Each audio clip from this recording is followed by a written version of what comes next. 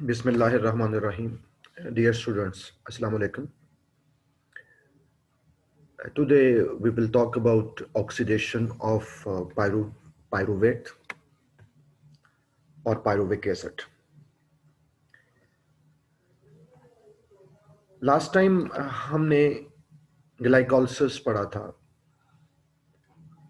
जिसमें हमने ये बात पढ़ी थी कि एक glucose molecule is oxidized into two molecules of pyruvic acid और उस दौरान नेट गेन के तौर पर 2 ATP बने थे और 2 NAD रिड्यूस फॉर्म में NADH की फॉर्म में हासिल हुए थे। ग्लूकोज 6 कार्बन कंपाउंड और पायरुवेट जो है वो 3 कार्बन कंपाउंड, एक ग्लूकोज से 2 पायरुविक एसिड बने। ये काम साइटोसोल में हुआ था, सेल के साइटोसोल में। नेक्स्ट स्टेप जो है वो एक्चुअली सेलुलर रेस्पिरेशन का वो क्रेब्स साइकिल होता है।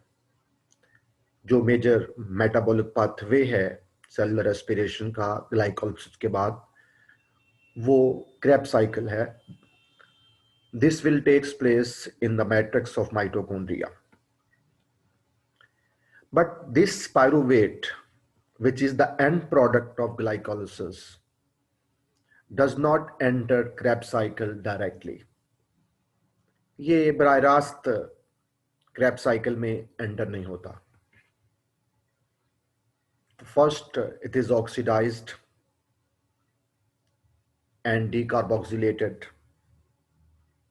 इसकी ऑक्सीडेशन होती है, डीकार्बोक्सिलेशन होती है, और उस ऑक्सीडेशन और डीकार्बोक्सिलेशन के नतीजे में एसिटाइल कोएंजाइम ए बनता है जो क्रेब्स साइकिल में एंटर होगा।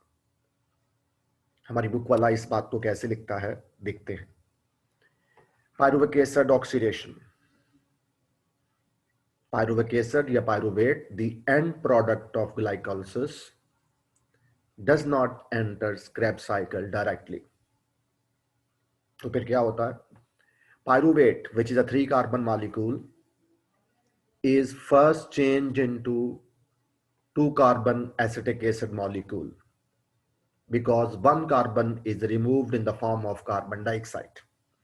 Pyruvate जो 3 carbon compound होता है, इसमें से एक कार्बन डाइऑक्साइड की फॉर्म में निकल जाता है, जो बाकी 2 कार्बन रह जाते हैं वो एसिटिक एसिड है।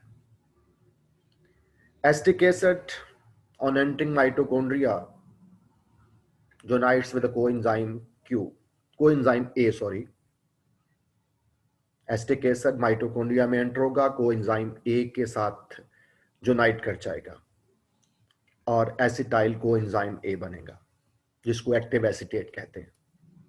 इसी दौरान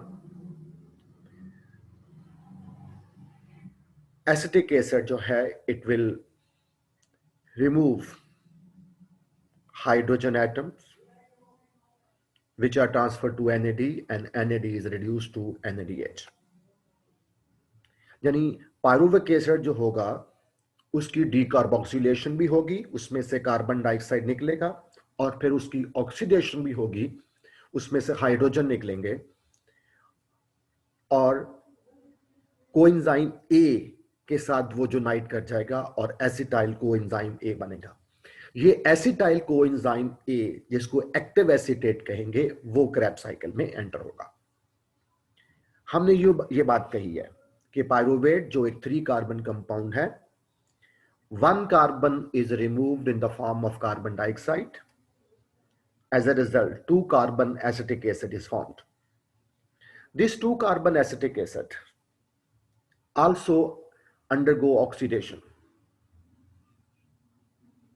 इसमें से हाइड्रोजन निकले हैं, जो हाइड्रोजन NAD लेकर NADH में रिड्यूस हो जाएगा, और एट द सेम टाइम जो एसिटाइल ग्रुप है पायरुविक एसिड का, वो कोएंजाइम ए के साथ ऐड होगा और यूं एसिटाइल कोएंजाइम ए बन जाएगा। हमारी बुक वाले ने एक जगह पर इसको यूं भी दिखाया। ये पायरुविक एसिड है, CH3 C double bond O C double OH carboxyl group है, एक कार्बोनाइल ऑक्सीजन और एक मिथाइल ग्रुप। इसमें ये इतना हिस्सा जो है दिस इज एसिटाइल ग्रुप और ये कार्बोक्सिल ग्रुप है। ये काम साइटोप्लाज्म में है, साइटोसोल में ये वाला हिस्सा साइटोप्लाज्म, और दिस इज माइटोकॉन्ड्रिया।